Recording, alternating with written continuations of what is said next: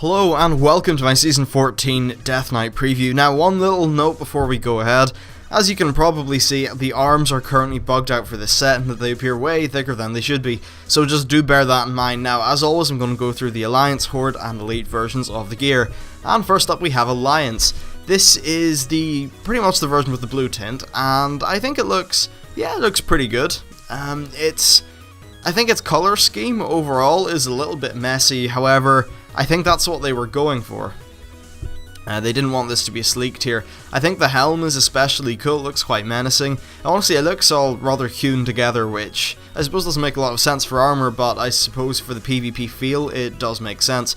Now, as always, it's a Death Knight set, so there are lots of horns everywhere. I count 1, 2, 3, 4, 5, 6, 8 horns.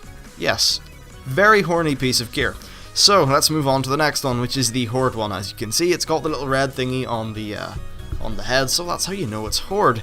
And really, it's following roughly the same sort of feel as the Alliance one, as you may imagine. I think that the brownish, copperish sort of colour is a bit more pronounced in this one. And overall, it really looks the same. My opinions for this mirror the opinions for the Alliance one. Now, next up we have the Elite one, and I think this probably looks the coolest. It looks very plaguish. I like how the green works. I like how it's got that kind of like faded jade green color all over the armor, and I suppose Blizzard really have been going a lot with a faded art palette for quite a lot of this expansion's art, which has been a little bit of a controversial decision actually, now that I think about it. So yeah, one thing that's a bit weird is, and this probably won't annoy Death Knights because I think it's with the feel of the armor, but the lack of symmetry with the horns and stuff is kind of starting to annoy me, but whatever. So that's the actual gear itself. I don't think it's the nicest, but whatever, I'm sure some people like it. Now, for the actual set bonus, the two pieces that increases PvP power by 500, and that whenever you're struck by a movement impairing effect, you will regenerate 3 runic power every 1 second for 5 seconds. The 4 pieces are 1000 PvP power, and for 3 seconds after doing Death Grip, you may cast the spell a second time without regard for the cooldown, so you have a double Death Grip.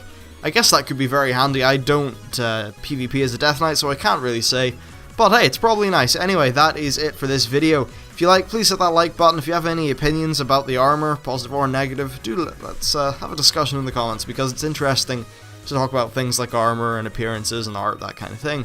Anyway, thanks for watching, and I'll see you later.